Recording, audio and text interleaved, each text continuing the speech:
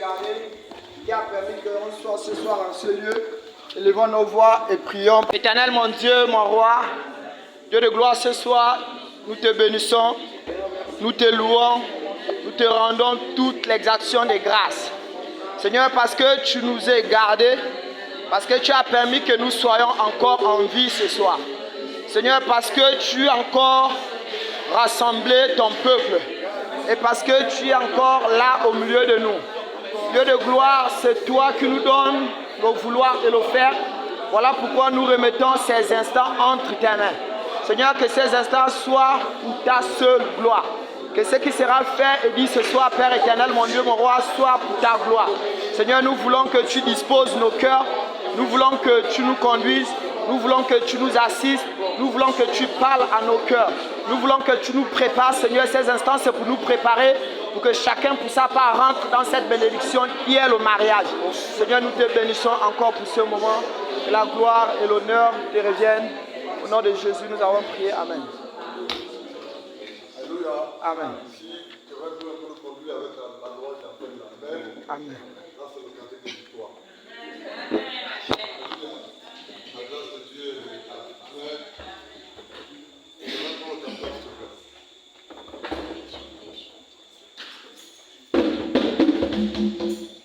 La grâce, la grâce.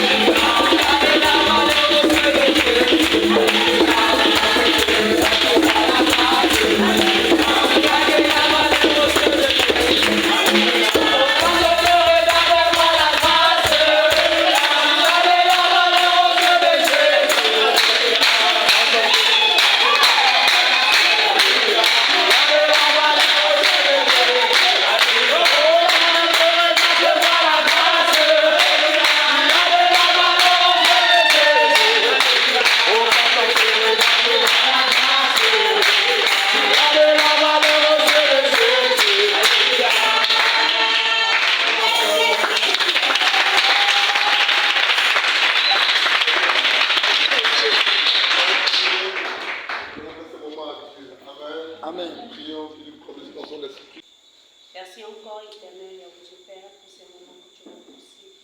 Je te bénis pour les frères et sœurs que tu as sécurisé leur arrivée ici, éternel Dieu de gloire. Je prie, éternel à Dieu Père, que tu presses le pas de ceux qui sont en chemin, éternel à Dieu. Père, je prie aussi que tu prennes le plein contrôle de ces moments. Papa, nous prions que nous soyons éclairés ce jour à la lumière de ta parole, Père.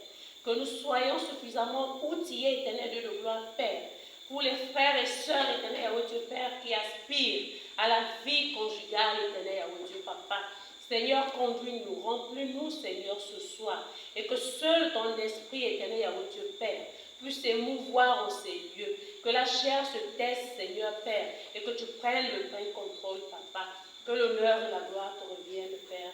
C'est dans le nom puissant de Jésus que Bonsoir à tous. Merci à nous les amis. Gloire à Dieu. Ce soir, on ne reviendra pas sur le thème passé. Qui se rappelle du message de la rencontre passée? Pourquoi es-tu encore célibataire? D'accord. Pourquoi suis-je encore célibataire? Qui pense que la dernière fois, le thème a été abordé clairement? Qui le pense? Qui pense que la dernière fois, on a épuisé le thème? Qui le pense? Mais vraiment, on avait mis du temps là-dessus, vrai ou faux? Je pense que l'essentiel a été dit. Qui dit amène à cela? Gloire à Dieu. Nous ne reviendrons pas là-dessus, nous allons par contre évoluer. Qui est d'accord pour qu'on évolue? C'est très bien. Le thème de ce soir, qu'est-ce que c'est, Georges?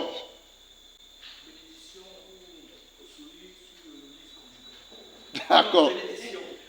Bénédiction ou souillure. D'accord. Sur quoi? D'accord. Ok. Qui peut donner le thème intégralement? Il a renversé en fait. Mais c'est cela. Oui, quelqu'un d'autre? Oui, Yawa. Le thème de ce soir, c'est le lit conjugal, bénédiction ou souillure. C'est très bien. Le thème de ce soir, c'est, par la grâce de Dieu, le lit conjugal. Bénédiction ou souillure. C'est très bien. Alléluia. On va aller droit au but. On peut commencer? Parce qu'il y a beaucoup à dire. On peut y aller? Alléluia. Nous allons parler ce soir, par la grâce de Dieu, de ce thème qui est assez profond et riche. Nous avons invité quelques couples. Nous avons invité 2 couples. Le couple Babagala et le couple Ndoy. Le couple comme là, l'ancien couple qui est là, qui nous assiste souvent, c'est le couple Djamangoy. Le couple, je crois, Vouri. C'est un thème assez riche et profond, mais hautement spirituel. Vous comprendrez tout au long du partage de l'exhortation, de l'enseignement. Et je vous conseille de prendre des notes et les questions vont également répondre au fur et à mesure et à la fin. Amen. Cet enseignement va davantage te faire tomber des écailles, mais surtout susciter la crainte de Dieu par rapport à ton lit conjugal ou par rapport à ton foyer, ton mariage, une fois marié. Et pour ceux qui sont mariés, ça va davantage susciter la crainte et ça va susciter la repentance s'il y a des choses qui ne sont pas encore réglées dans le cas du mariage. Amen. Je vous signale que c'est pointu. Voilà quoi. Allons-y. Le lit conjugal, bénédiction. Allons-y. Le lit conjugal, bénédiction ou malédiction. Notre texte de débat, c'est Hébreux chapitre 13. Lis-nous s'il te plaît, Hébreux chapitre 13. On va lire le verset 4. Nous allons lire la même référence dans 5 versions de la Bible différentes. Mais c'est lui qui lit sa version et je vais lire dans 5 versions différentes. Hébreux 13, 4. Vas-y s'il te plaît. Je vais lire dans Hébreux 13, 4. Que le mariage soit honoré de tous, et le lit conjugal, exemple de souillure, car Dieu jugera les impudiques et les adultères. Amen. Amen. La Bible dit que le mariage soit honoré de tous, et le lit conjugal, exemple de toute souillure, car Dieu jugera les débauchés et les adultères. Lève ta version s'il te plaît. Que le mariage soit honoré de tous, et le lit conjugal, exemple de souillure, car Dieu jugera les impudiques et les adultères. Amen. On a 2 questions à poser, ou 3 questions à poser avant de continuer. Première question. Est-il normal en tant qu'enfant de Dieu, chrétien de nouveau marié, est-il normal d'inviter des personnes dans votre chambre conjugale, soit pour dormir, pour venir dans votre chambre conjugale, voilà quoi, ou passer la journée? Ça peut être les parents, les enfants, les adultes, etc. Est-ce que c'est normal en tant qu'homme, femme, dans le Seigneur marié, d'amener des personnes dans votre chambre conjugale et que ces personnes dorment dans votre lit conjugal? Réponse. Oui, Choum. Bonsoir à tous, moi c'est la sœur Alpha. Comme je n'ai pas encore de lit conjugal, je ne sais pas vraiment comment répondre à la question. Quand tu vas te marier, Quand je vais me marier, à part mes enfants, je ne vois pas pourquoi j'aurais besoin d'inviter quelqu'un d'autre dans ma chambre. Pour s'asseoir dans ton lit conjugal. Oui, à part mes enfants. D'accord. Quelqu'un d'autre? Oui, Maurice. Bonsoir. Bonsoir. Je dirais non, parce que déjà la chambre où le couple se repose est un lieu sacré déjà. Donc pour ma part, je dirais non. D'accord. Il a les mêmes choses que sa soeur, sauf qu'elle a limité sur ses enfants. Quelqu'un d'autre? Oui, Sophia. Quand tu vas te marier, ta chambre pour lit conjugal, tu vas t'inviter ton père, ta mère ou tes tantes, ton frère dormir là-bas, parce qu'elle a besoin, il n'y a pas de place, et puis tu vas voilà quoi, ou des amis pour veiller, tout ça. Je dirais non. Déjà, ma chambre, c'est mon intimité. Là où, là où je serai avec mon époux. D'accord, notre chambre. Notre chambre. Et puis les enfants, comme a dit la sœur Chou. Dans le téléphone à un des couples de ton choix. Frère, en tant qu'homme marié, votre chambre conjugale, votre lit conjugal, qui dort là-bas. Ou bien, il y a les parents de la sœur, quand ils viennent, il n'y a pas de qui dorment là-bas. Les amis, tout ça là, il y a une autre chambre. Je dirais non. Parce que la chambre est réservée au couple et c'est un endroit intime pour les deux conjoints, le mari et la femme. Donc aucunement on peut inviter des personnes à passer la nuit dans cette chambre. Et ensuite, c'est que les couples, souvent la journée comme la nuit, peuvent se reposer. Donc ils doivent avoir une liberté totale de se faire un peu, afin de prendre quelques temps, quoi. D'accord. Les temps là, il faut qu'on dormir. D'accord. Passe le téléphone aux frères, s'il te plaît, Marie. Maintenant, je pose la question au couple. Dites-moi, si, frère, le père et la mère d'État, son épouse vient, que les chambres sont occupées, dans votre maison, il n'y a qu'une chambre. Votre chambre et les enfants dorment au salon. Le père et la mère de ton épouse, ils vont dormir où? Bonsoir d'abord. Bonsoir. C'est le frère Fabrice. Bonsoir, frère Fabrice. Déjà, ce n'est pas tout à fait normal que je puisse déjà laisser rentrer, que ce soit un membre de ma famille ou un membre de la famille de mon épouse, dans notre chambre. Très bien. Comme disait le frère, c'est un lieu d'intimité pour mon épouse et moi. D'accord. Comme disait la sœur Chung, peut-être les enfants les commissionner. D'accord. Mais pas pour passer la nuit. D'accord. Ok. Maintenant, papa, maman viennent. Ils vont dormir où? Non, on serait obligé de trouver un endroit où ils pourront passer la nuit. Pas dans notre chambre. Ton beau-père t'appelle belle. Oui. Ça, c'est respect. Manque de respect. Non, ce n'est pas de manque de respect. Il y a des hôtels déjà établis. On peut les prendre une chambre d'hôtel pour pouvoir y passer la nuit. Il faut avoir les moyens. Hein. Il y avait là cela. Là, si tu n'as pas de moyens, on fait comment? À la limite, comme dit mon épouse, libérer la chambre des enfants pour qu'il y a qu'une chambre dans votre maison. Il n'y a qu'une chambre, la douche, le toilette et le salon, la cuisine. Non, mais c'est trouver un endroit où dormir à l'hôtel. Vous savez pourquoi j'insiste? Parce qu'ils sont mariés en fait. Il faut qu'ils disent la vérité. Alléluia. Réponse. Je suis d'accord avec vous, éléments de réponse. Alléluia. Voici les éléments de réponse raffinés. Réponse. La chambre conjugale est le lieu d'intimité. Vous l'avez tous dit. Alléluia, gloire à Dieu. Ce n'est pas normal de permettre à ce qu'une tierce personne, que ce soit ton père ou ta mère, ou ton frère ou ta soeur, ou ton ami intime, ce n'est pas normal de permettre à ce qu'une tierce personne ait accès dans votre chambre conjugale. Et même touche votre lit conjugal. Et puis encore dorme dans votre lit conjugal.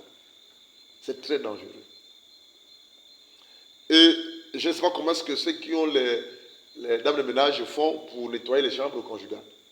La chambre conjugale des parents, en fait. Normalement, c'est très dangereux de permettre à une personne, autre que monsieur, dame, d'entrer dans votre chambre conjugale. Surtout lorsqu'on est chrétien, né de nouveau. Même la dame de ménage peut rentrer et peut faire tout et n'importe pour vous divorcer. Créer un divorce. Du coup, n'acceptez jamais que n'importe qui entre dans votre chambre conjugale. La femme fait ton lit conjugal. Balaye ta chambre, je veux dire. Que la dame de ménage ne rentre pas dans votre chambre. C'est un endroit intime et sacré. Ne dire rien qu'au conjoint, monsieur et dame. Parce que vous ne connaissez pas le fond de qui? De votre personnel. Ou de la dame qui travaille. Elle peut opérer pour vouloir nuire à votre foyer, en fait. Donc, du coup, la chambre conjugale est le lieu d'intimité par excellence d'un couple et non d'autres personnes. Cependant, vos enfants de plus de 1 an n'ont pas le droit de dormir avec vous. D'autres parents, c'est depuis le premier mois même que les bébés des parents normaux, on les met à côté, en fait. Qui les amène à ça? Parce qu'à un certain âge, ton bébé ou votre enfant ne doit plus rester dormir avec vous. Il n'est pas mauvais que le nouveau-né dorme avec eux. Il est tout petit. Il n'est pas mauvais. Mais à un certain âge, plus de 1 an, ce n'est plus normal que le bébé dorme avec vous, en fait. Sinon, votre intimité va prendre un coup. Pour les plus avertis, à 2, 3 mois, 4 mois, ils isolent le bébé. Il y en a même, c'est dès la naissance. Hein. Le bébé à son côté, la naissance. Pourquoi? Parce que vous devez travailler et préserver votre intimité conjugale. Il ne faudrait pas que même pas vos parents, même pas vos enfants s'immiscent dans votre intimité, dans votre chambre et votre lit conjugal. Alléluia. Alléluia. Vous comprenez ça plus tard. Deuxième question. Combien de mouvements une personne effectue en moyenne en dormant dans un lit? Quand tu dors zingué, tu fais combien de mouvements? Tu peux compter? Qui peut répondre à la question? Combien de mouvements une personne effectue en moyenne en dormant? Qui ne bouge pas quand tu dors? Qui ne bouge pas? Qui ne bouge pas? Si tu ne bouges pas, c'est que tu es un cadavre. Mais on bouge au maximum et énormément. Qui l'a remarqué? On va chez les couples. Ton mari bouge beaucoup quand tu dors. Donne le micro, s'il te plaît. C'est pratique, hein? On est à l'introduction, on a même la première ligne. Bonsoir. Bonsoir. Moi, c'est la sœur de Nel Ndoy. Évidemment, mon mari bouge beaucoup. C'est bon, arrête-toi là. Ta femme bouge beaucoup quand elle dort la nuit. Oui. Tu essaies de compter dans le mouvement. Non. Essaie de compter le couple. Essaie de compter. Vous comprenez pourquoi je pose la question? Tu comprends pourquoi? Au minimum, c'est 40 mouvements. Au maximum, c'est 80 à 100 mouvements la nuit quand tu dors. Ça veut dire que tu bouges en fait.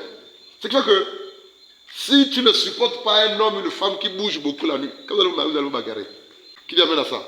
Ça veut dire que quand tu bouges, il se retourne. Et puis après, tu vas pousser comme ça. Mais toi, si tu bouges, non, faux.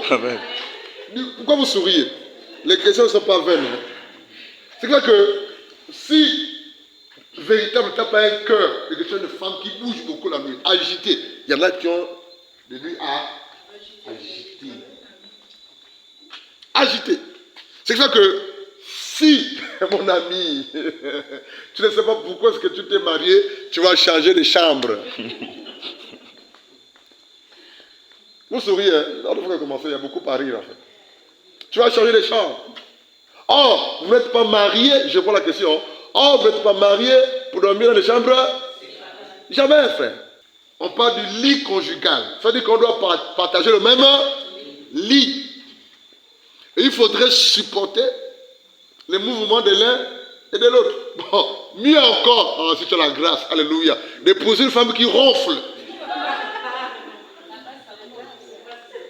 Pardon? C'est pas la grâce, non? C'est ta grâce que tu vas supporter. Ou si tu as la grâce d'épouser un homme qui ronfle. Ah, Seigneur.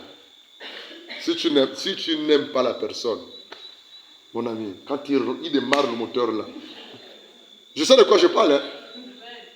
J'ai mon papa qui ronfle. Ronfler là.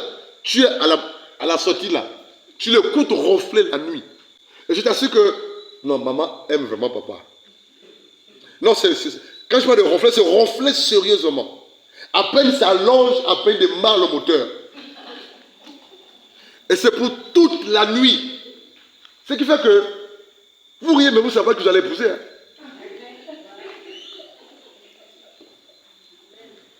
Vous savez que... Parce que, en tant qu'enfant de chrétien et de nouveau, comme tu ne sais pas si ronfle, si elle ronfle pas, vrai ou faux.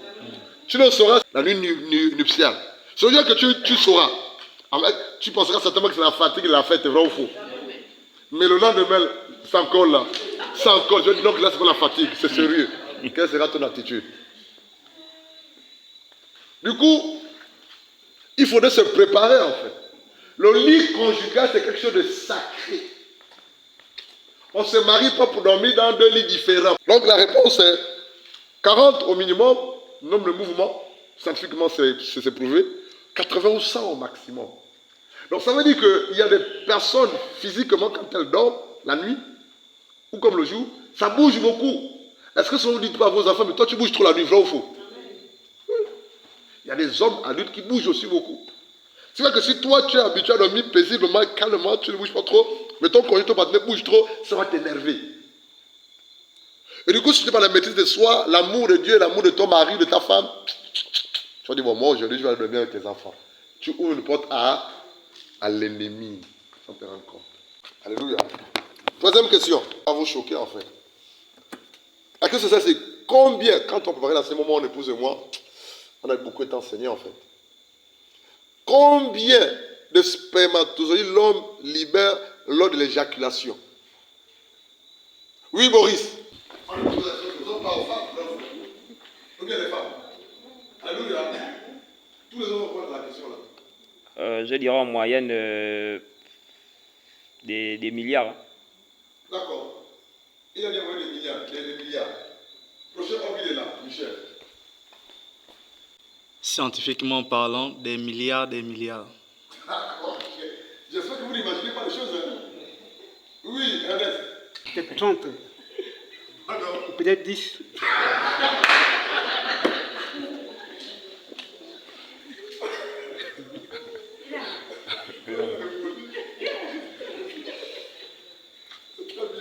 Oui, c'est pareil comme les frères ont dit, hein, c'est des milliards.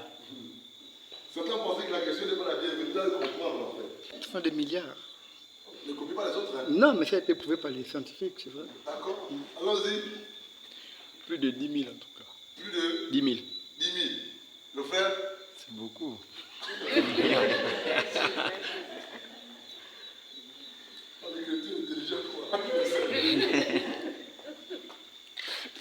Ce que je sais, c'est qu'à l'école, on m'a dit c'est plus de 1000.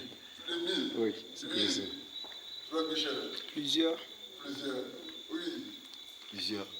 D'accord. Il y a un frère qui est marié. Lui, il peut bien répondre à la question. Quand un homme éjacule, il libère, il sécrète combien de spermatozoïdes par éjaculation? Plus de 10 000. D'accord. Non, à l'ancien, il peut au moins dire la vérité. Non, je ne sais pas de la vérité, mais... En fait, c'est le mari, donc il peut répondre. Alléluia. Non, je ne peux pas. Des milliards. Des milliards. Ok, voici la réponse exacte. Scientifiquement, il est prouvé que... Voilà quoi. En moyenne, la science nous enseigne que dans le sperme de l'homme, il libère entre 4 millions et 1 milliard de spermatozoïdes par éjaculation.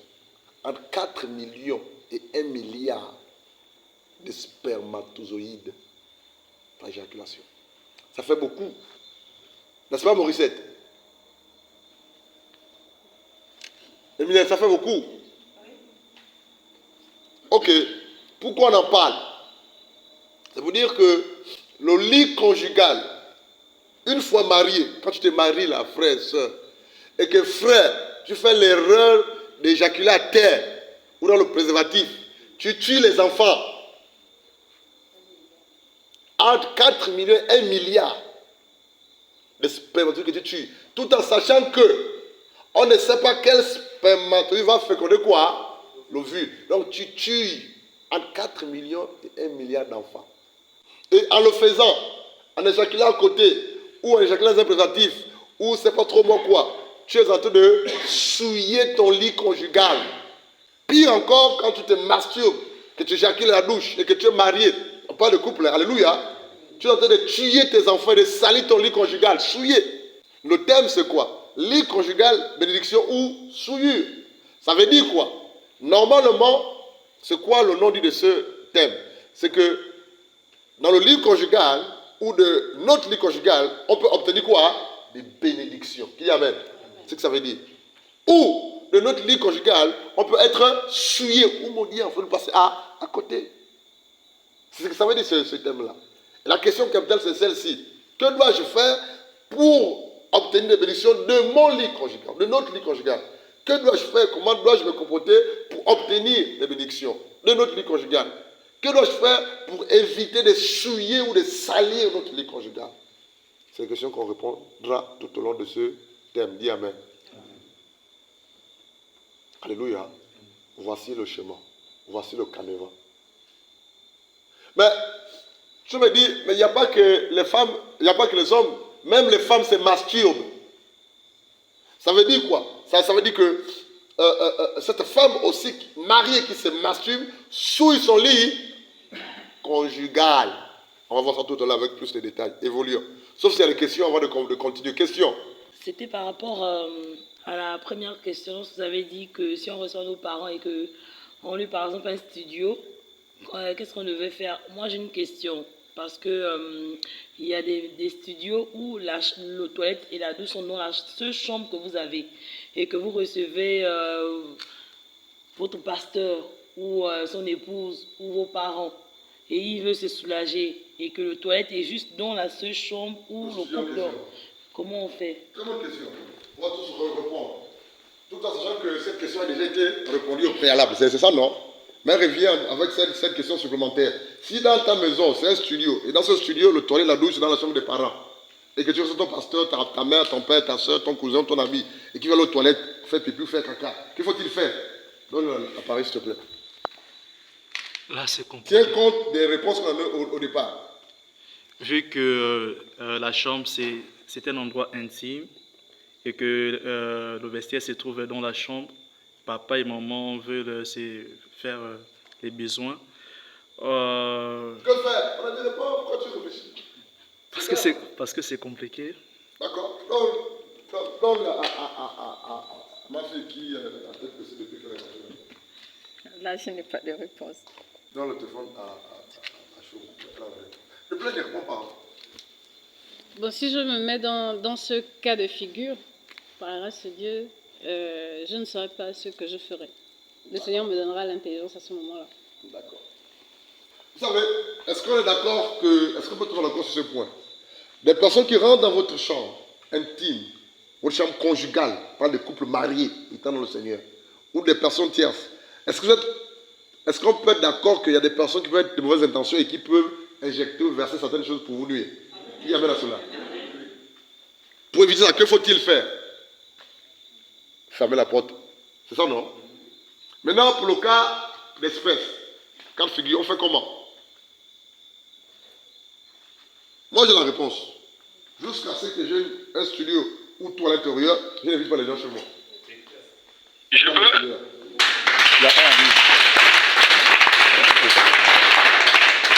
Allô? Oui, on vous écoute. Oui, dans ce cas de figure-là, le plus souvent, le bailleur met souvent des toilettes externes. Il n'y a pas, on t'a dit qu'il n'y a pas. Le bailleur, il n'y a pas. Il n'y a pas de toilette externe. Il n'y a que le toilette de la chambre de parents, c'est un studio. Il n'y a pas de toilette externe. Et puis, il n'y a même pas de toilette de noir et d'hygiène. Il n'y a rien. Mais en cas de force majeure, on est obligé de lui céder, on va dire quoi, les toilettes. Parce que c'est un besoin naturel. De peur que, par exemple, imaginons-nous si, par exemple, il a le coulement de ventre.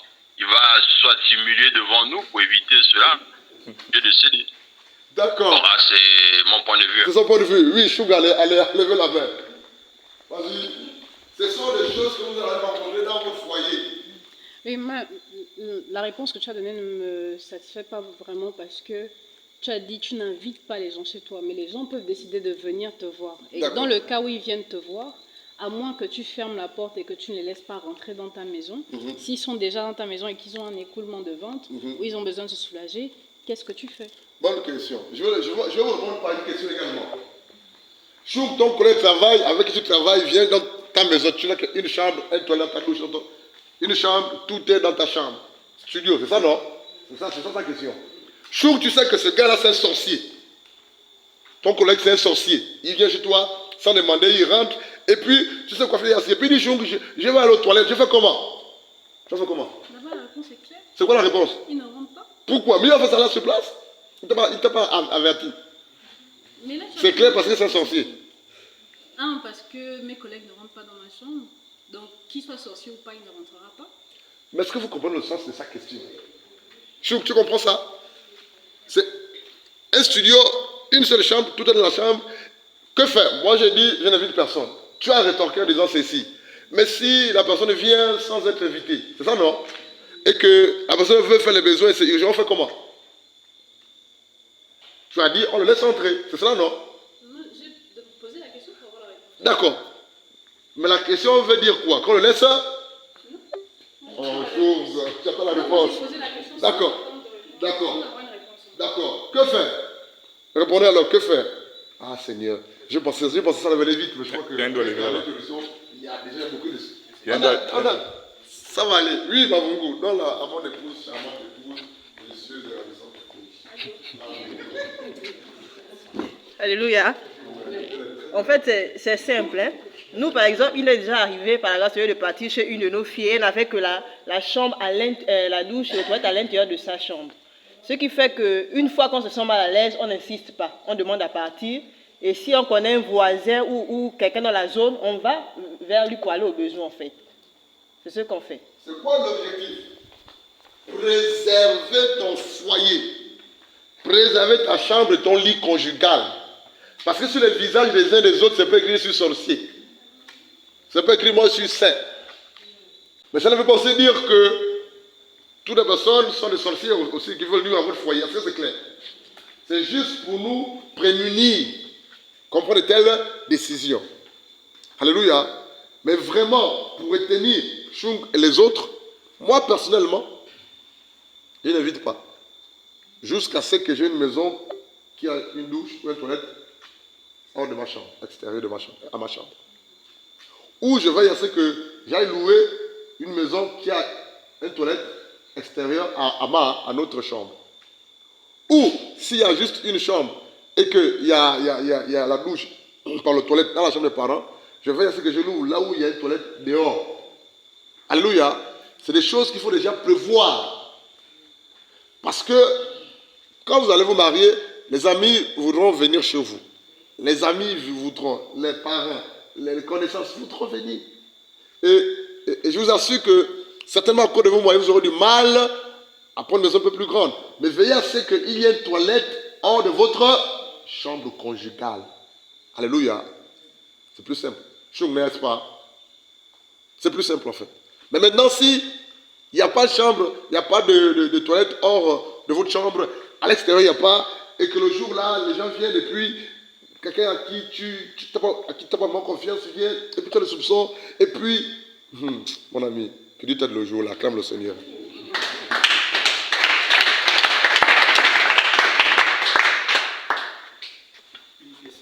Vas-y. Je suis en plein préparatif de mon mariage. C'est le cas? Et papa et maman ne sont pas pour aller à l'hôtel. Et que à l'hôtel. Et que je n'ai qu'un studio qui a une chambre. Et vu qu'on ne doit pas loger les parents au salon, dans ce cas, que dois-je faire? Que dois-tu faire? Cas pratique. Dans ta chambre, pour le mariage, vous allez répondre dans votre chambre, non? C'est ça, non? Tu dois ta femme, ta future femme, dans la chambre, là, non? Tu vas partir, ton père, ta mère vont dormir là-bas, ils vont faire les réponses dans votre lit, ils vont tout faire, ils vont dormir là-bas. Parce que quand tu as une femme dans une chambre, dans un lit, même lit, il faut ça, non? C'est ça, non? Répondez à la question, Chou. Là-bas, la réponse, pour moi, elle est facile. Les parents viennent pour mon mariage, ce n'est pas eux qui imposent. Donc je leur dis, ils ne peuvent pas dormir dans ma maison parce que je n'ai qu'un studio avec une chambre et c'est ma chambre. Ils vont à l'hôtel.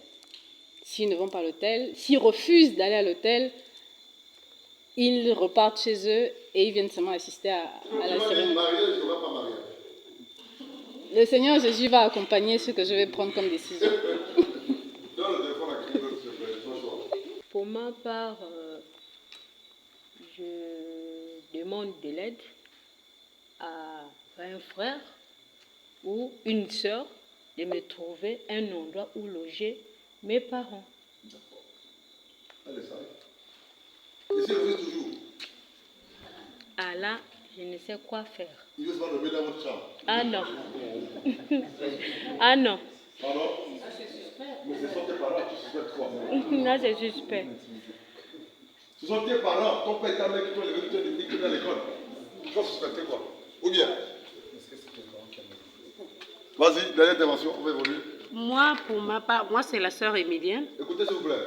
Moi, pour ma part, après dans le téléphone à la sœur ma mère m'a toujours dit que la chambre conjugale est un lieu sacré.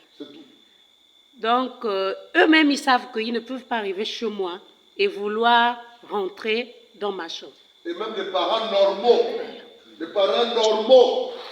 ne peuvent pas accepter de venir à la chambre de leurs fils ou filles. Ils vont toujours les parents normaux, sauf s'ils ne sont pas normaux, oui. Nous allons lire le verset de Hébreux 13, dans 4 versions différentes. Allons-y. On va lire, on va évoluer. Qui comprend pourquoi est-ce qu'on commence avec ces questions? Qui comprend? Qui comprend pourquoi on commence avec ces questions-là? C'est pour nous préparer à ce qu'il va dire par la suite, en fait. Amen. Alléluia. Allons-y. Nous allons lire dans la version, la nouvelle Bible seconde. C'est une version de la Bible. Je vais lire. C'est moi qui l'ai. Si tu l'as, tu peux ouvrir. C'est la nouvelle Bible seconde. C'est une version de Bible. Louis second, mais une nouvelle Bible seconde. Que le mariage soit honoré de tous. Et le lieu conjugal, exemple de souillure. Dieu jugera ceux qui se livrent à l'inconduite sexuelle et à l'adultère. Lorsqu'on dit que le mariage soit honoré de tous, tous là, c'est qui, Boris? En tout, je pourrais dire les parents, amis et connaissances, entourage. Donc, que les parents, amis et connaissances, honorent ton mariage. Dans quel sens? Quelque chose? Oui, frère, Fabrice, le tous là, qui est à l'intérieur de tous là? Il a dit parents, amis et connaissances. Le tous, c'est amis, parents, amis et connaissances. Il a bien dit ça? Oui. Il confirme. Le tous là, c'est qui? Ce sont mes parents, mes amis, mes frères, tous ceux qui sont autour de moi. Mais comment ils vont honorer ton mariage? Mais honorer, ça veut dire qu'il doit respecter mes principes, accepter et ma vie, par exemple. Si j'ai décidé ça, ils doivent obéir, ils doivent accepter. L'honorer, c'est ça, c'est ça. Oui, dans le téléphone, dans la frère qui est souris à côté. Bonsoir, moi c'est au frère Jessie. Bonsoir, Jessie. Le tous ici, je crois que ce sont les principes dont nous sommes en train de parler ici. D'accord. Parce que je vois la suite, on parle de souillure. D'accord. Donc le tous, ce sont les principes dont on parle ici. Pour ne pas finir dans cet état. Okay. On va évoluer. Le tous là ne concerne pas tes parents, tes amis, tes connaissances. Le tous là, il n'y a que monsieur et madame mariés. Ce passage était très mal interprété par plusieurs personnes. Le mariage, c'est le tous. Donc dans ce cas, quand je marie, je dois honorer mes parents, je dois écouter ce qui je dois faire ce que me fait, même si c'est contre la parole de Dieu. C'est écrit, mariage doit être honoré de tous. Comme ce sont mon père, il me demande d'aller danser au gosé, je suis chrétien, je dois aller danser. Je dois faire ceci. Donc le tous là renvoie à qui? À l'homme qui est marié, à la femme qui est mariée. Voilà pourquoi il faudrait lire, par la grâce de Dieu, le même verset dans plusieurs versions différentes pour mieux comprendre le contenu en fait. Et en plus de ça, l'Esprit de Dieu va t'éclairer. Alléluia. La Bible est claire. La Bible dans Hébreux 13, 4, que le mari soit honoré de tous. Et le lit conjugal, exemple de tout ceci. Est-ce que tous là peut dominer dans le lit conjugal? Non. Donc, on peut comprendre que le tous là, ce n'est pas parents, amis et connaissances. Parce que parents, amis, ne dort pas sur ton lit conjugal. Qui dort sur le lit conjugal? Le couple. Donc le tous là renvoie à monsieur et madame mariés. D'où la nécessité de lire la même référence dans plusieurs versions, la Bible différente. Allons-y. Parole de vie. Parole de vie, c'est très bien. Tous doivent respecter le mariage. Mari et femme doivent rester fidèles l'un à l'autre. Ah, donc le tous là, c'est mari et femme, et non les parents, amis et connaissances. Notre version. Semeur, vas-y. Que chacun respecte le mariage et que les époux restent fidèles l'un à l'autre. À Dieu jugera les débauchés et les adultères. Donc tous les mis pour les époux. Dis amen. Notre version. BJC. ABGC. Que la noce soit estimée par tous. Et que le lit nuptial soit sans souillure, mais Elohim jugera les fornicateurs et les adultères. Relis, s'il te plaît. Que le noce soit estimé par tous. Et que le lit nuptial soit sans souillure, mais Elohim jugera les fornicateurs et les adultères. Dans la version Martin de la Bible, c'est écrit, le mariage est honorable entre tous, et le lit sans souillure, mais Dieu jugera les fornicateurs et les adultères. Alléluia. La Bible, version Nouvelle Français Courant. Nouvelle Français Courant, c'est comme ça qu'il s'écrit. Que le mariage soit respecté par tous, que les époux soient fidèles l'un à l'autre, Dieu jugera les gens qui vivent dans la débauche et ceux qui commettent l'adultère. La Bible Français Courant. Que le mariage soit respecté par tous, que les époux soient fidèles l'un à l'autre, Dieu jugera les gens immoraux et ceux qui commettent l'adultère. Donc ici, le tous là renvoie à qui? Aux époux, c'est-à-dire le mari et la femme, l'épouse et l'époux en fait. Donc quand la Bible dit que le mariage soit honoré de tous, ça veut dire quoi? Que la femme et l'homme mariés honorent leur mariage. En faisant quoi? En respectant les principes du lit conjugal. Parce que si tu n'honores pas ton mariage, si tu souilles ton lit conjugal, homme ou femme mariée, tu vas t'attirer la colère, la malédiction dans ta famille, dans ton foyer. C'est ce qu'il faut comprendre en fait. Mais ce passage a été très mal interprété, même par les hommes de Dieu.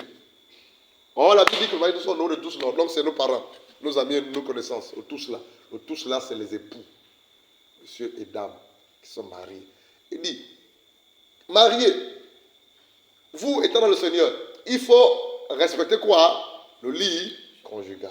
Il ne faut pas le souiller.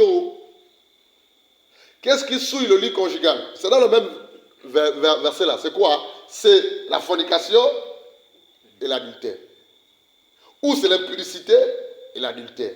Ou c'est la vie de débauche et l'adultère. Dans tous les cas, que ce soit la fornication ou l'adultère, tout ça c'est la vie de débauche en fait, c'est l'impudicité. Donc nous avons lu le même verset dans plusieurs versions différentes de la Bible. Et là on le comprend mieux en fait. Et c'est le conseil que je vais vous donner. Ne vous arrêtez pas à lire un verset dans une version de la Bible et prendre position. Non. Même quand tu te tiens debout pour enseigner ou prêcher, rassure-toi. Si le même verset est dit pareillement dans 2 ou 3 versions de la Bible différentes. Sinon tu vas être tenu pour ridicule en fait. Alléluia. Amen. On va évoluer. Question? Oui, vas-y. Si le lit conjugal doit être exempté de toute souillure, ça veut dire qu'il en va de même pour tout ce qui est lingerie. Donc, drap et serviettes. On en viendra. Ah, ok. D'accord. Répondez déjà à la question.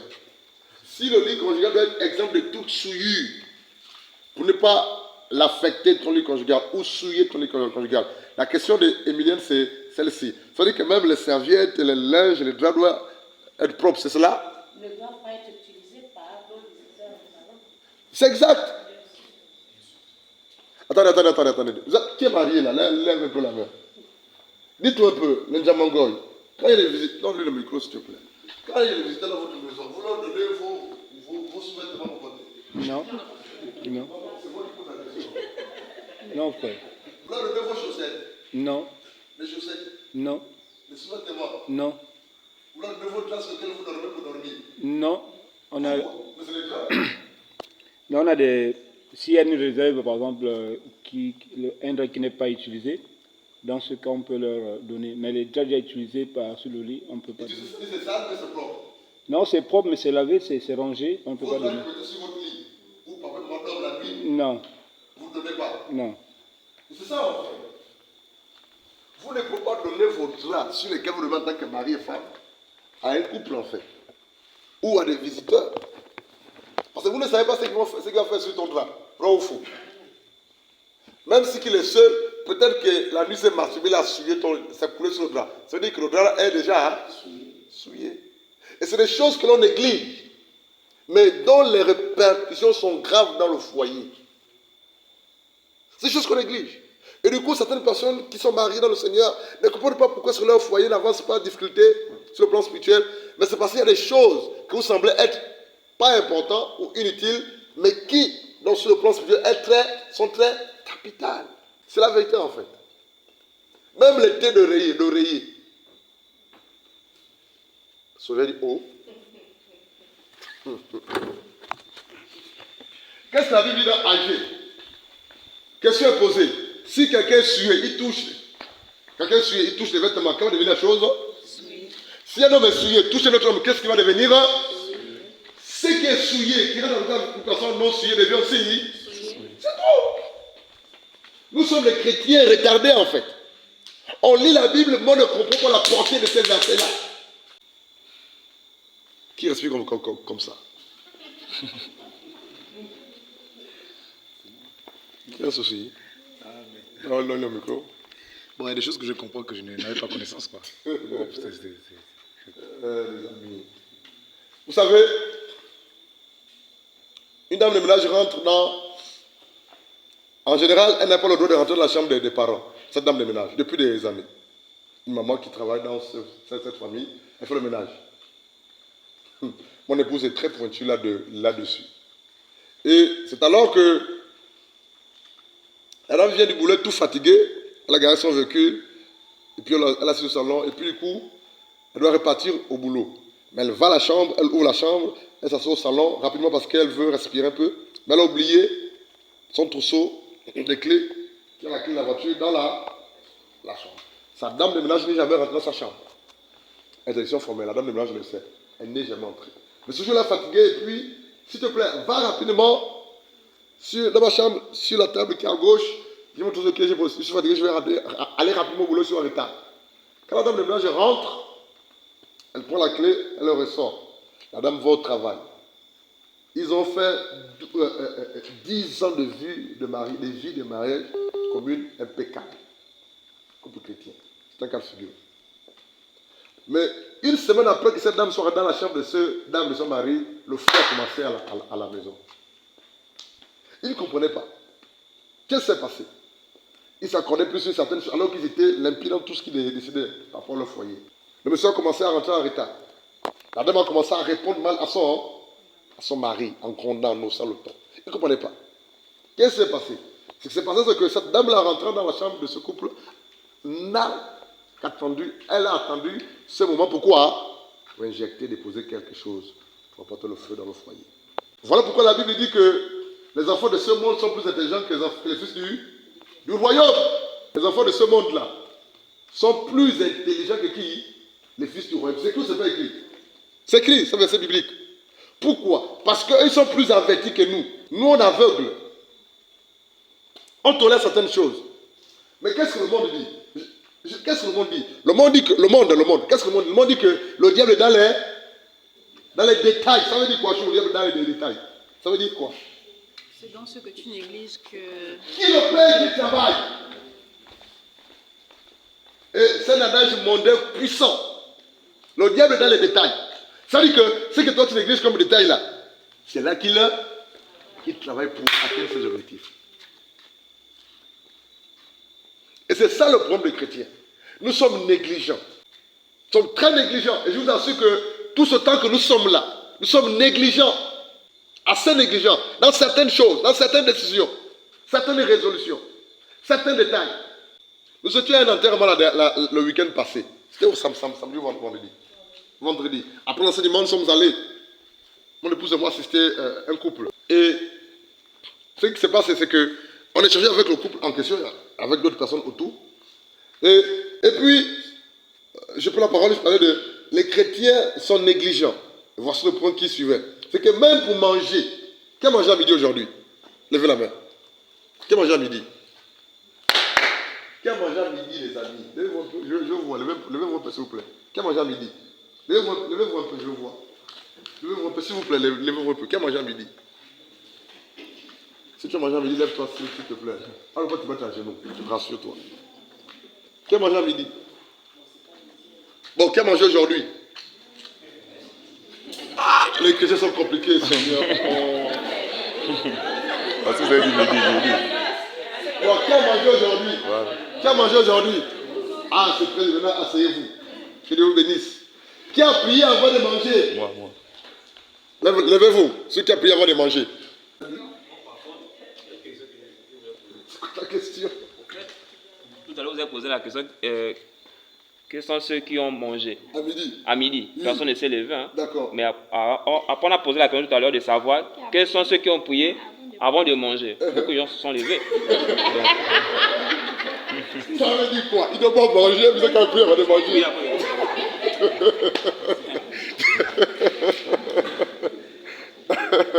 Qui comprend ça? Ça remarque. Tu ne dois pas manger à midi, mais tu as prié avant de manger. Mais tu as prié pourquoi? En fait, et puis on faisait remarquer à ce papa que c'est comme ça.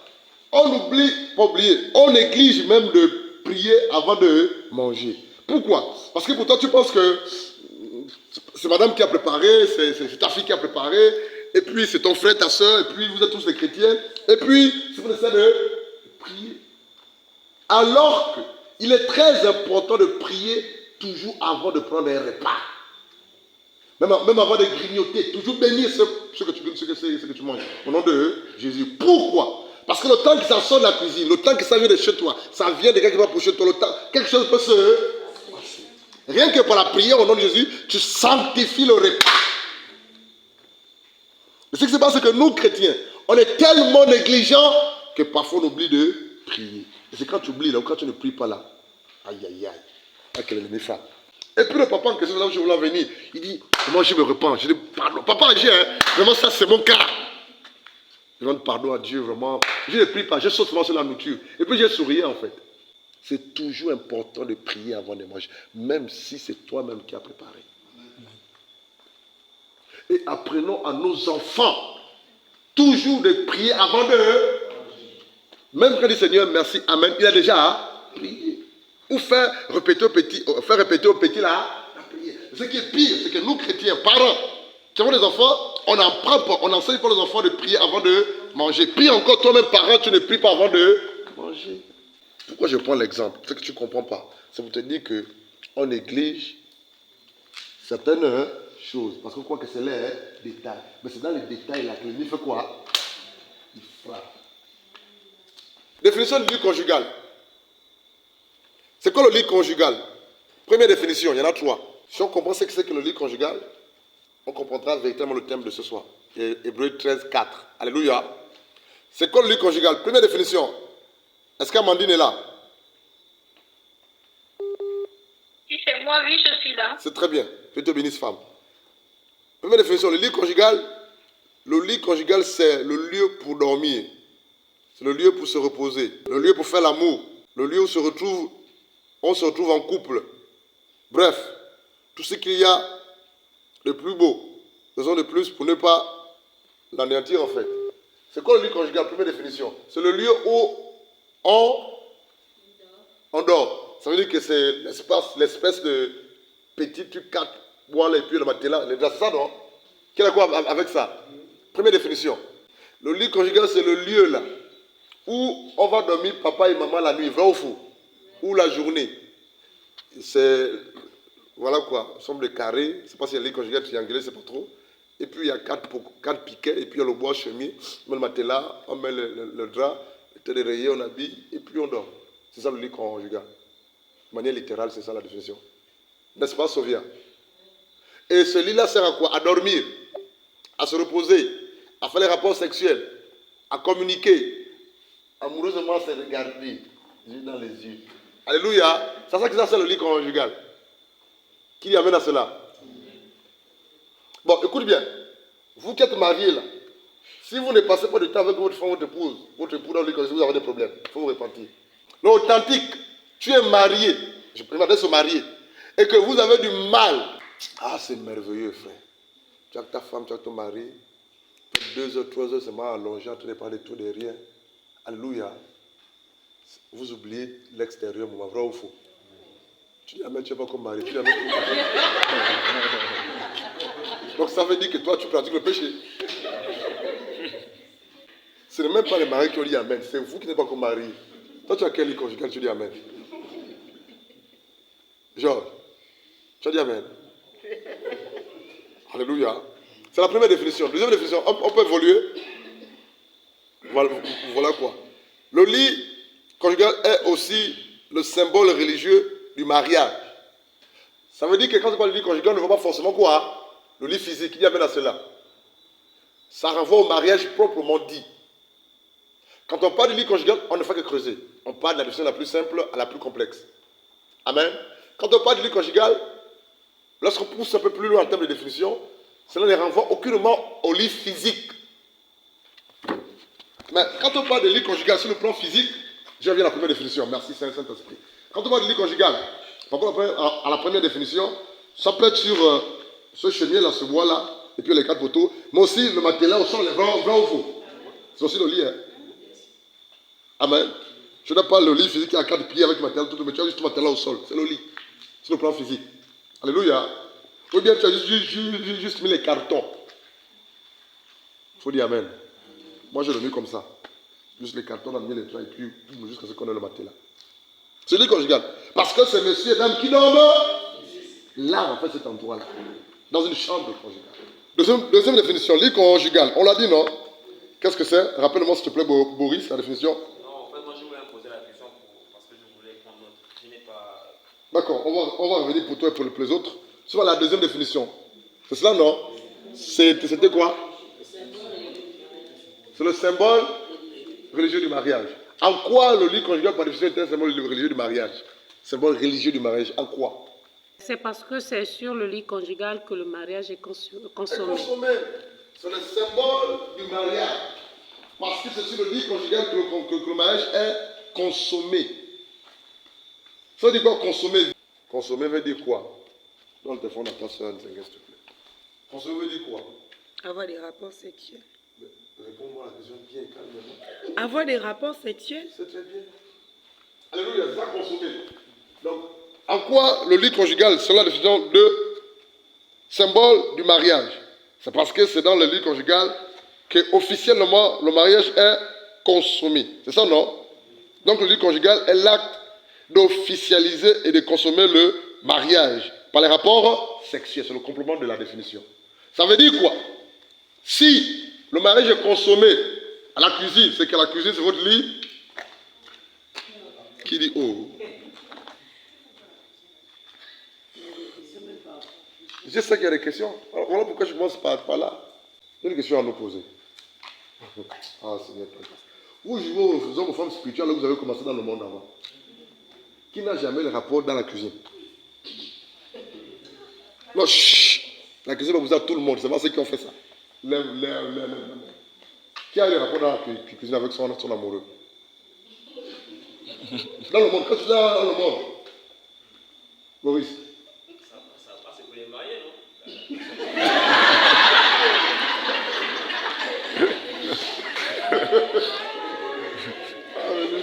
Il est magnifique, quoi.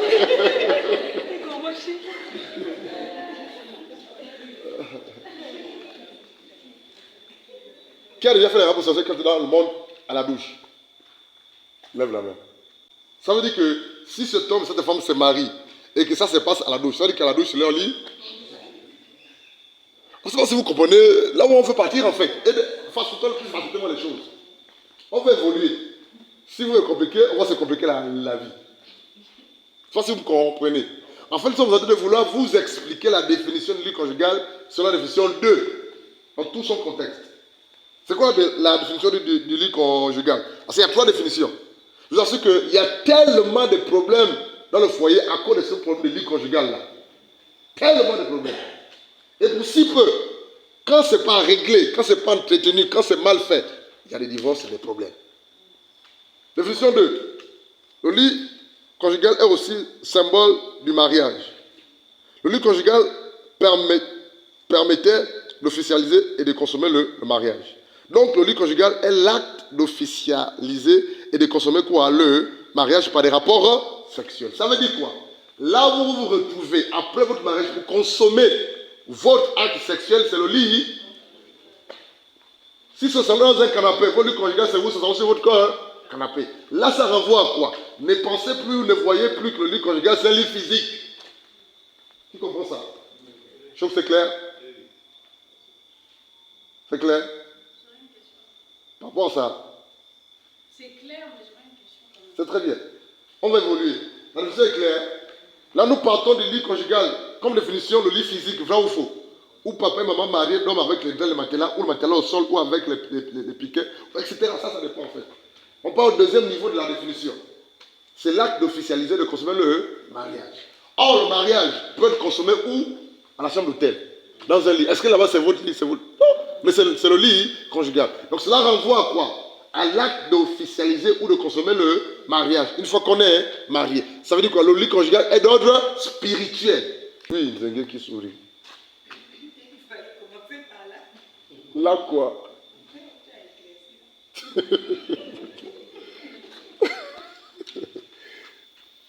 Ma fille, c'est quoi enseigner?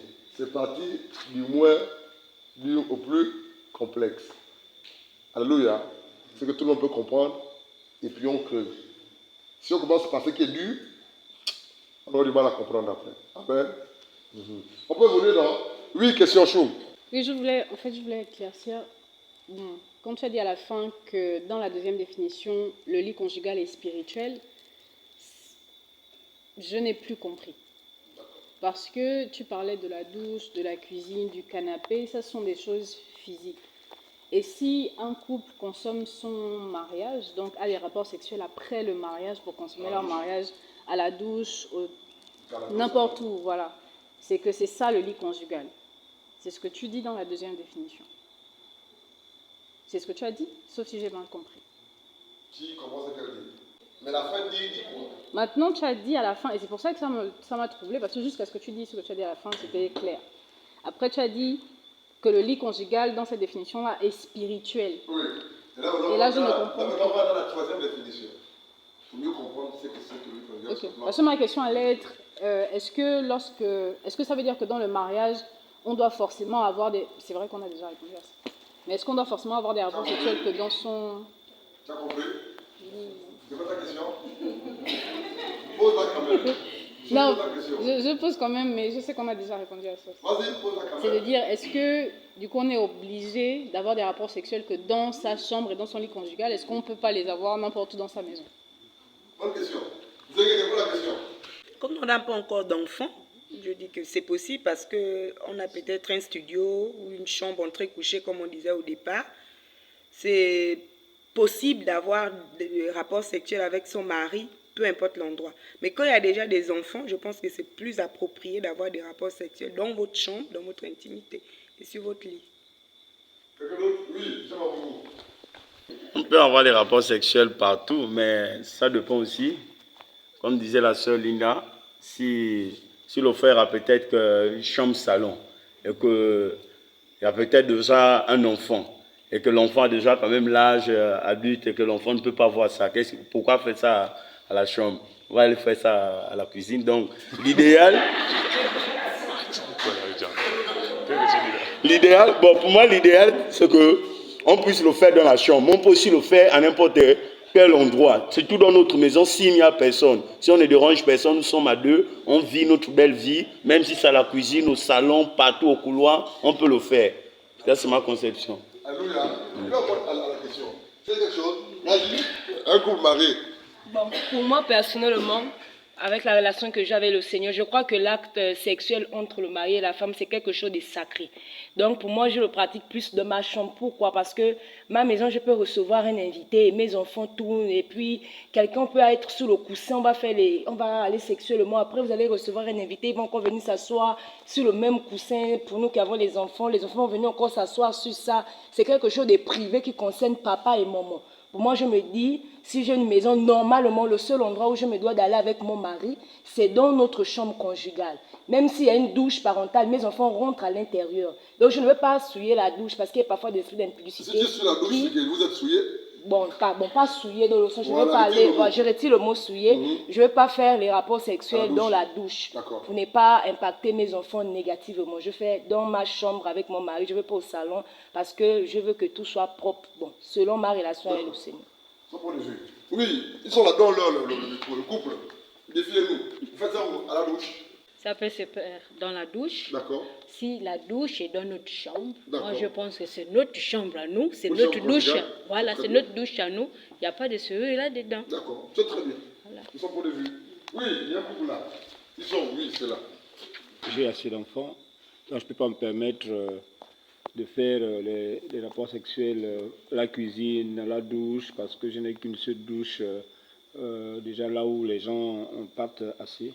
Donc je préfère aller dans un hôtel, si je veux me libérer avec mon épouse, on va quelque part et puis on fait, mais pas à la maison, ni à la douche, mais sauf dans la chambre, ni à la cuisine.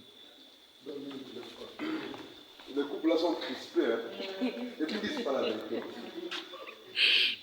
Bon, je dirais qu'avant, lorsque nous n'étions pas encore éclairés, d'accord, on le faisait, sauf à la cuisine, hein, je vais être clair, sauf à la cuisine. Et je dirais que ce n'est pas bien de le faire partout, parce que si par malheur, la sémence de l'homme touche le meuble ou n'importe quel objet de la maison, ça veut dire que notre maison est déjà souillée. Donc, je le ferai pas n'importe où. D'accord. Là, je vais lancer la question. Alléluia.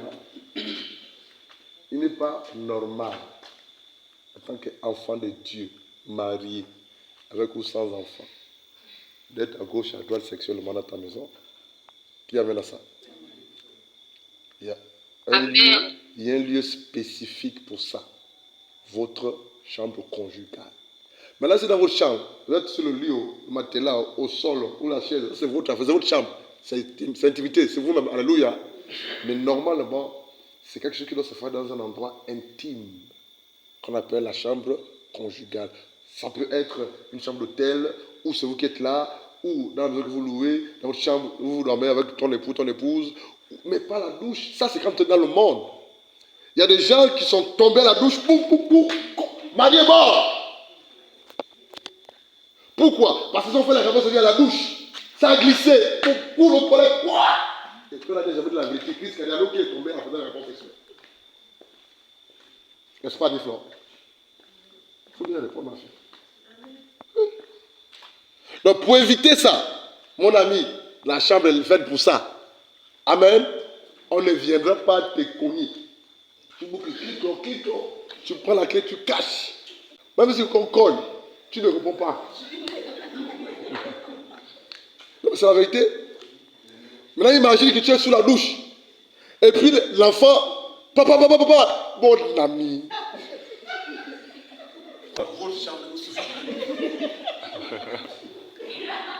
Papa, votre élément de réponse est en termes d'expérience.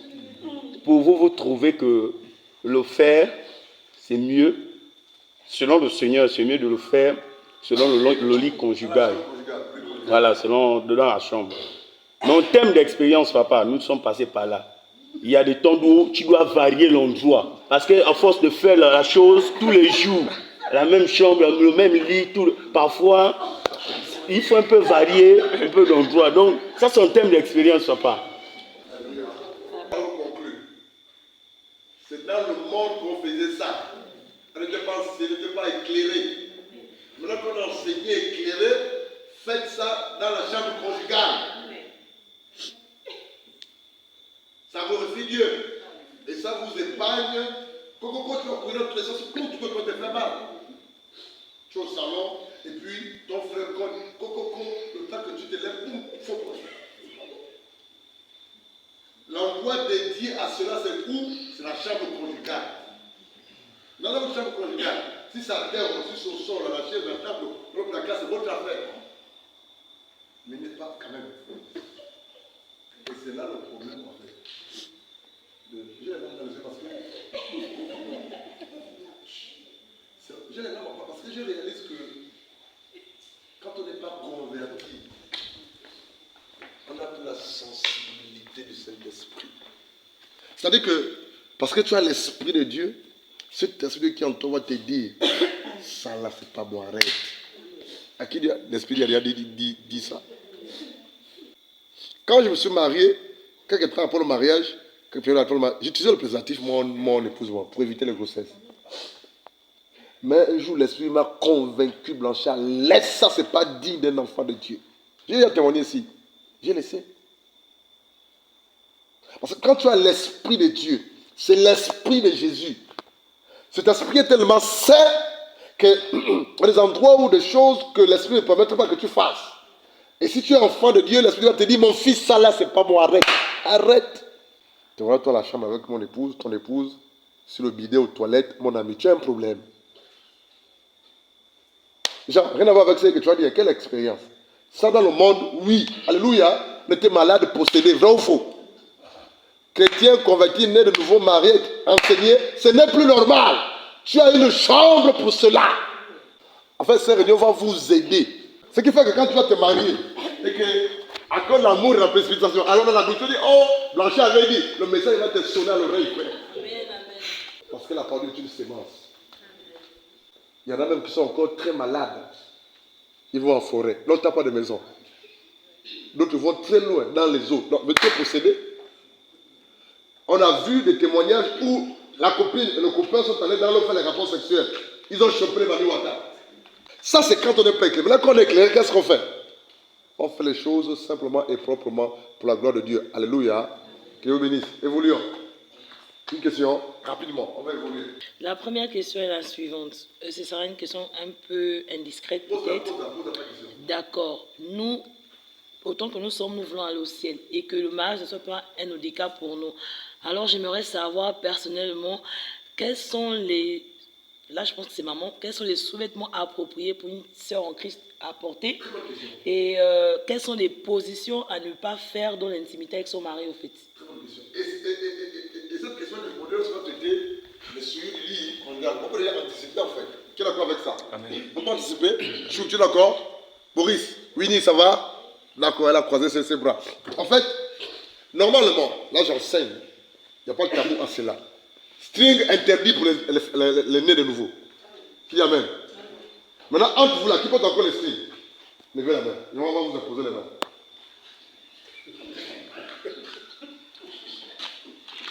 Quelqu'un levé. Normalement, en termes de sous-vêtements, quelqu'un qui est né de nouveau, une soeur qui est née de nouveau, qui a l'esprit de Dieu, ne peut plus porter les sous-vêtements mondains bizarres. Vrai ou faux? Il y a un vrai ou faux? Tel que les strings. Si tu en portes, ce qu'il faut te repentir les pieds. Mais il y a des sous-vêtements de femmes qui sont normaux. Les boxeurs, les slips ordinaires, la vrai ou faux, qui te couvrent devant et derrière, pas le fil. Autre chose, il y a même des vêtements de nuit que vous appelez les nuisettes. C'est ça, non? Qui sont bizarres en fait. En fait, porter des sous-vêtements décents. Parce que quelqu'un comme moi, j'étais à fond dans le monde. J'ai vu ça. C'est ce que je vois, j'ai vu ça avec les copines quand j'étais dans le monde. Mais je ne peux plus permettre de me poser des questions parce que ça me fait rappeler le monde de le passé. Soit je suis régénéré, ou je ne le suis pas. Vraiment, évitons. Je vais m'arrêter là. J'ai été clair. Hein. Je vais vous dire la question. Je vais vous dire la question. Il y a les boxeurs pour les femmes simples, vrai ou faux. Il y a les sous-vêtements qui couvrent bien l'avant et derrière. Pas besoin de porter les sous-vêtements du monde que vous connaissez, que l'on connaît tous. Ne fais pas comme si tu ne connais pas. Autre chose, par rapport aux positions. Vous savez, c'est très délicat de répondre à ce genre de questions. Je m'explique. Parce que ce qui se passe dans la chambre conjugale et le lit conjugal est très délicat et difficile. On ne peut pas gérer ça. Parce que c'est un domaine dans lequel la Bible est fermée. Qui dit à ça? La Bible ne traite pas ça. C'est très délicat. Donc on ne peut pas te dire, exemple, prends telle position, prends telle position. Mais ce qui est vrai, c'est que si tu as l'Esprit de Dieu, l'Esprit de Dieu de cette position n'est pas vrai ou faux. Ou telle pratique sexuelle n'est pas telle que les rapports sexuels par voie orale. Qui sait ce que c'est? Qu'est-ce que c'est, Boris? C'est pas bon. Le mot, je vais vous le prononcer parce qu'il est sale. Qui connaît les voies sexuelles par voie orale? Ce mot qu'il a cité là, qui sait ce que c'est? Parce qu'il y a des couples chrétiens qui disent que pour ce, comme on est marié, et puis on peut le faire. Mais c'est sale. La voie sexuelle la rapports sexuels par voie orale. C'est-à-dire que c'est la femme qui prend et ça va dans la bouche pour l'homme. C'est ça veut dire en fait. Ou la sodomisation. C'est des choses qui sont sur le lit conjugal. Tu vas prendre ta femme, tu vas la prendre par la voie anale. Ça c'est la sodomisation. Nous sodomons comment? Qui a été détruit. C'est des choses qu'on ne peut pas en parler parce que c'est gênant, mais il faut en parler en fait. Pendant ce genre de réunion. Qu'est-ce que sur le lit conjugal? On anticipe même en fait. Voilà quoi. Avant d'aller au lit, monsieur et dames, vous regardez des films pornographiques. Tu as un problème, frère tel. Oh mais on est mariés, non, donc c'est rien qu'un film. Mais regarde un peu le film là, mon ami. Les choses qui font dedans, c'est ça, vrai ou faux? Donc pour être debout, il faut voir ça. C'est des choses qu'il faut proscrire et arrêter. Mais il y a des couples chrétiens qui regardent les films pornographiques avant d'aller au lit. C'est la sorcellerie. C'est qui fait que quand tu rentres dans ton mariage, si tu n'es pas enseigné, si tu produis de telles choses, tu prends de telles choses, tu vas souiller ton lit, d'attirer la malédiction dans ton foyer. Alléluia. On peut évoluer. On arrête ou on continue? Bon, moi c'est le frère Kevin. Ma question, bon, lorsque tu es avec ta femme par exemple, lorsque tu arrives sur le lit avec elle, donc ça veut dire que je peux directement monter directement sur elle. Je viens dire, je monte sur elle, je ne fais rien. Ça veut dire quoi, je ne fais rien? Bon, je ne peux pas lui caresser, lui, ce que j'ai faut, même beaucoup les bisous partout. Je ne peux pas lui faire ça. C'est ce que je veux savoir si c'est interdit ou pas. Pas dans le sens d'où je dis, vous avez dit que c'est pas bon là-bas. Ma femme, je vais venir directement, je vais juste, bon, viens, c'est mon monte. je monte seulement directement. Donc, bon, il n'y a qu'une seule position que je vais prendre avec elle, par exemple.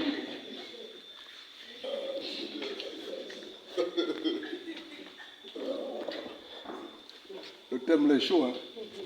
Tu dis amène à cela. Les conjugales, bénédiction, souillure. Vous savez, il y a ce qu'on appelle les préliminaires. Dis amen. Tu touches, non, toi, tu n'es pas ma femme.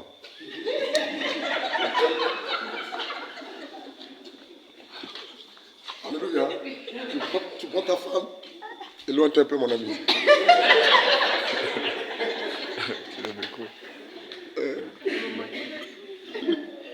En fait, il y a les préliminaires. Amen. Tu n'es pas un cheval ou un gorille, en fait. Il y a des préliminaires. Tu commences par les mots doux. Alléluia. Tu joues un peu au petit, voilà quoi. À l'oreille, tu touches un peu à gauche, à droite. Voilà quoi. Tu caresses. Oui. Tu sais faire ça, vrai ou faux? Mais alors, pourquoi tu poses la question? Amen. Et maintenant, après ces préliminaires-là, ce qui est bien vrai, c'est que l'homme va sécréter une séquence, la femme pareillement. La personne va être prête.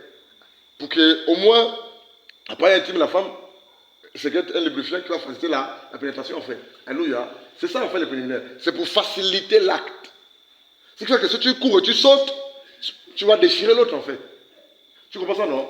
Donc du coup, les préliminaires, ce n'est pas un péché. Je parle, on enseigne, il n'y a rien de tabou. C'est des choses réelles.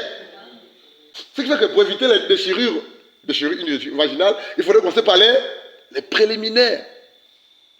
Et ces préliminaires-là sont à la fois, peuvent venir à la fois de l'un ou de l'autre. Alléluia. C'est simple. Tu touches à gauche, tu touches à droite, et puis, mais pas besoin de mettre le doigt en bas. C'est compliqué. Tu comprends mon langage? Je parle sagement. Qui me comprend? Mettre les doigts là-bas, c'est ça, les films pornographiques, c'est pas bon. Genre, tu écoutes?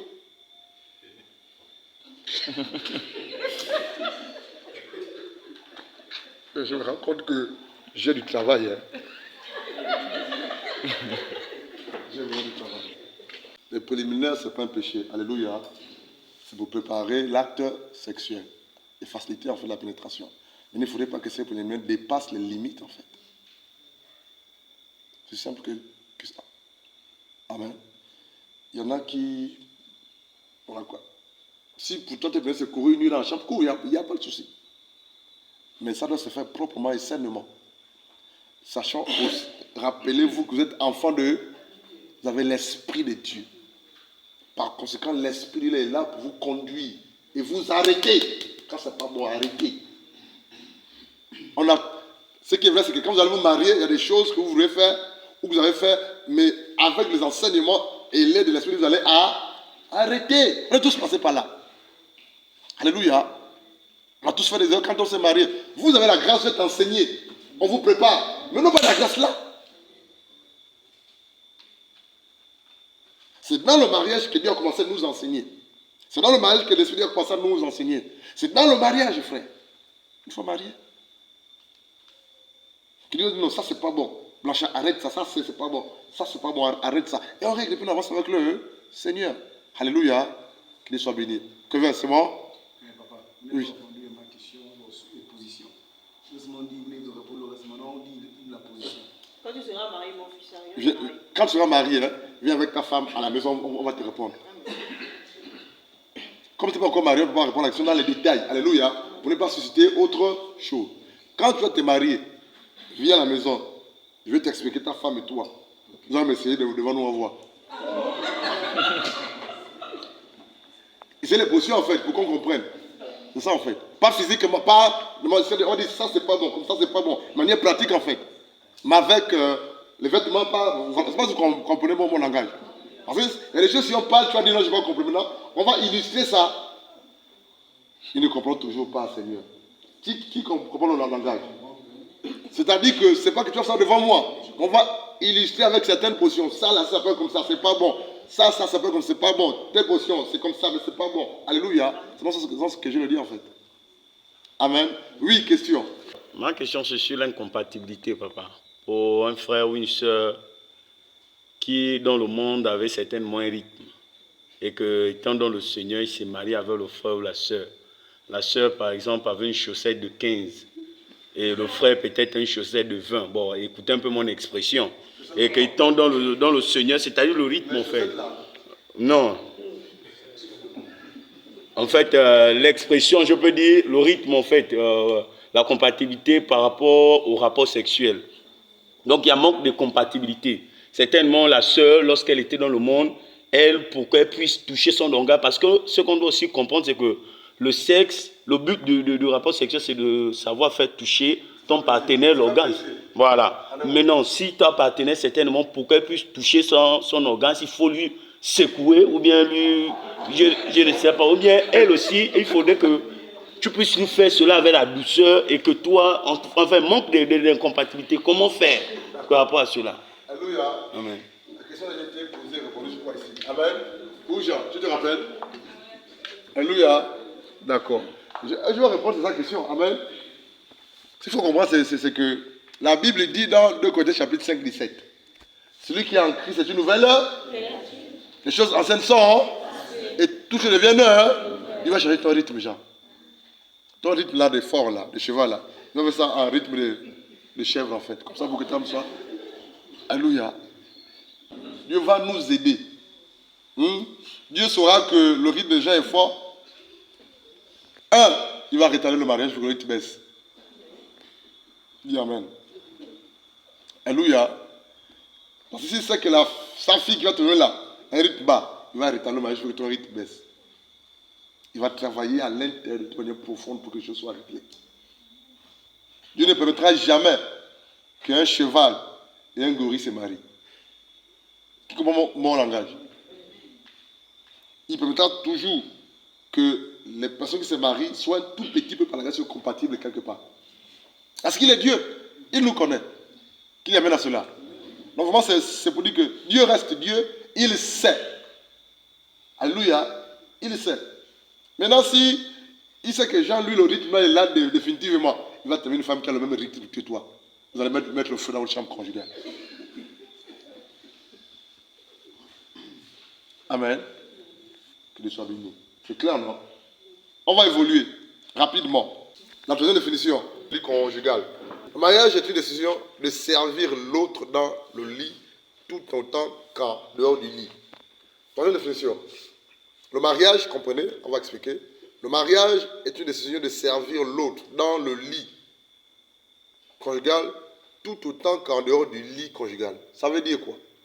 C'est quand on se marie, c'est pour servir l'autre ou faire plaisir à l'autre sexuellement. Alléluia.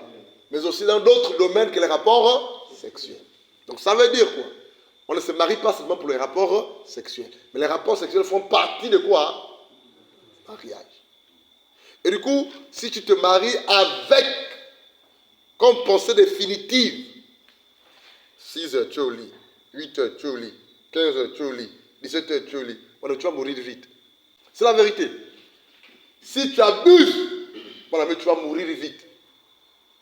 On n'abuse pas. Et même le corps physique ne va pas supporter ça. Alléluia. Pour votre gouvernement, ils sont les maris. Est-ce que c'est tous les jours? Ils ne sont pas des machines ou des robots. Ce n'est pas tous les jours. Ce n'est pas paradisien. Oui. Je connais un couple, c'est une fois par an.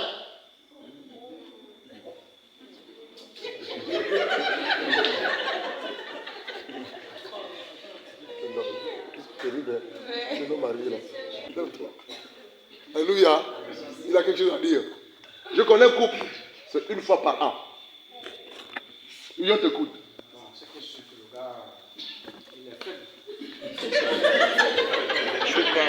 Je peux pas me marier avec toi.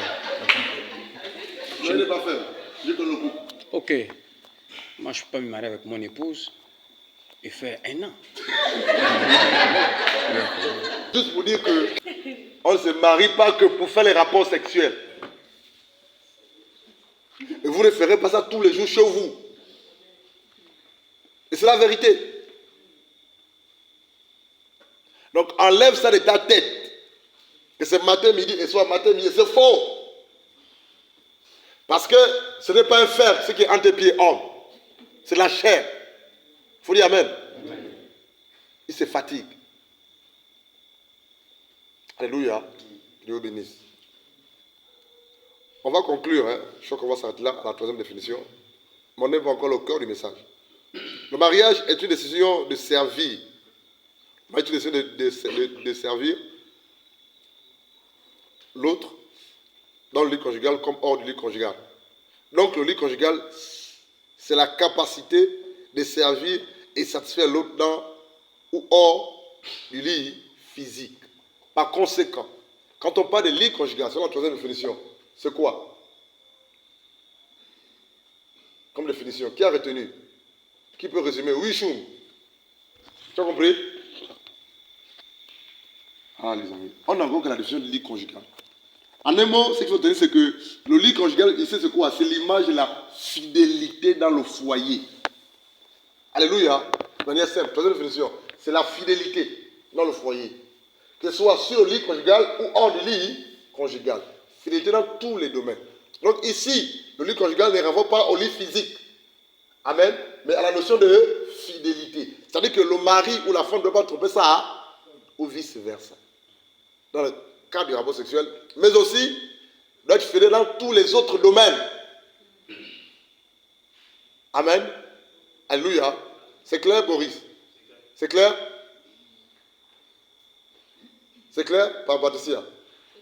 Ça veut dire quoi? Ça veut dire que normalement, sur le plan spirituel, quand on parle de lit conjugal, la Bible dit que le mari soit honoré de tous. Que le mari soit honoré de tous. Tous, c'est l'homme et la femme, les époux. Que le mari soit honoré de tous. Et le lit conjugal exempt de toute souillure. Donc ça veut dire quoi?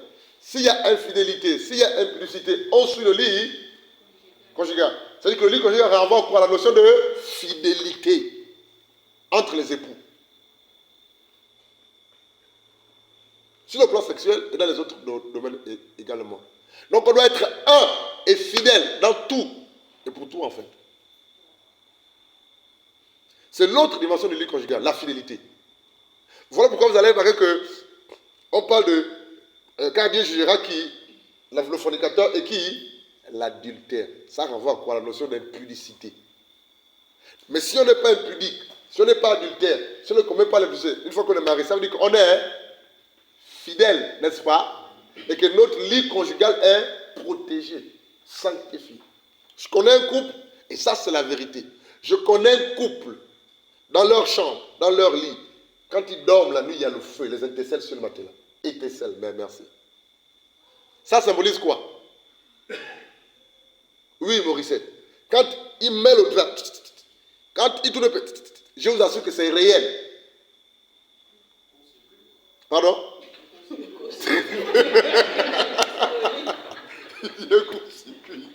Non, cela symbolise la sainteté.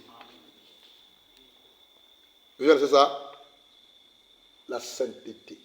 Ça veut dire quoi? Le lit conjugal des chrétiens doit être saint, pur. Il faut dire Amen. Et c'est la présence en fait de Dieu en fait. Authentique. Authentique. Quand il tire le matelas, quand tu vois ça. C'est ce que ça veut dire que le lit conjugal soit exempt de toute souillure. Si le lit conjugal, ton lit conjugal quand tu maries, est exempt de toute souillure, ça veut dire quoi?